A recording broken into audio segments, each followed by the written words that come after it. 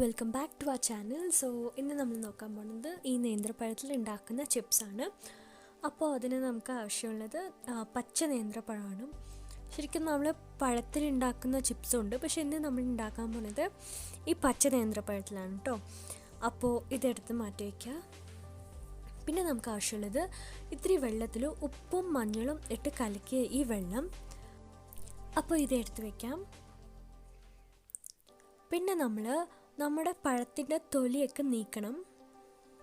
അപ്പോൾ അതിന് നമ്മൾ സാധാരണ നമ്മുടെ പഴുത്ത പഴത്തിൽ നമ്മൾ തൊലിച്ചെടുക്കില്ലേ, അതുപോലത്തെ ഇതിൽ എടുക്കാൻ പറ്റില്ലല്ലോ. അപ്പോൾ ഇതേപോലെ റൈറ്റ് ഫ്രം ടോപ്പ് ഒരു സ്ട്രെയിറ്റ് ലൈനിൽ ഇങ്ങനെ കീറി കൊടുക്കുക. അപ്പോൾ നമുക്ക് ഈസി ആയിട്ട് പഴം തൊലിച്ചെടുക്കാൻ പറ്റും. അപ്പോൾ ഇതേപോലെ നമ്മൾ എടുത്തിട്ടുള്ള എല്ലാ പഴത്തിനെയും തൊലി ഇങ്ങനെ നീക്കി എടുത്ത് വയ്ക്കുക. അതിനുശേഷം നമ്മൾ തൊളിച്ചെടുത്ത് വെച്ചിട്ടുള്ള ഈ പഴത്തിനെ മഞ്ഞൾ വെള്ളമിട്ട് ഒന്ന് കഴുകിയെടുക്കാം.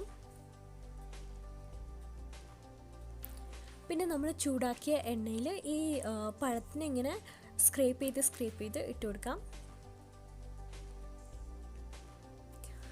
അപ്പോൾ പെട്ടെന്ന് ഇങ്ങനെ ഈ എണ്ണയ്ക്ക് ഇങ്ങനെ പൊങ്ങി വരും. അപ്പോൾ ഈ ഒരു സമയത്തിൽ നമ്മൾ എടുത്ത് വെച്ചിട്ടുള്ള ഈ മഞ്ഞൾ വെള്ളമില്ലേ, അതൊന്ന് ഇത്തിരി മുകളിൽ തെളിച്ചു കൊടുക്കാം. അപ്പോൾ അതാണ് ഈ ചിപ്സിന് ആ ഒരു യെല്ലോയിഷ് കളർ തന്നെ.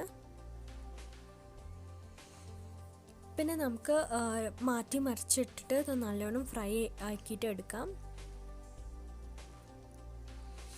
അപ്പോൾ നമുക്ക് ഇതെങ്ങനെയാണ് ആയിട്ടുണ്ടെന്ന് മനസ്സിലാവണമെന്ന് പറഞ്ഞാൽ നമ്മൾ ഈ പഴം ഇട്ട് കൊടുത്ത ആ സമയത്തിൽ ഈ ഓയിലൊന്ന് തിളച്ച് വന്നില്ലേ, ഈ സമയത്ത് അതൊന്ന് സെറ്റിലായിട്ടുണ്ടാവും. അപ്പോൾ നമുക്ക് മനസ്സിലാക്കാം ചിപ്സ് ആയിട്ടുണ്ടെന്ന്. പിന്നെ നമുക്ക് എടുത്തിട്ട് കഴിക്കാവുന്നതാണ്.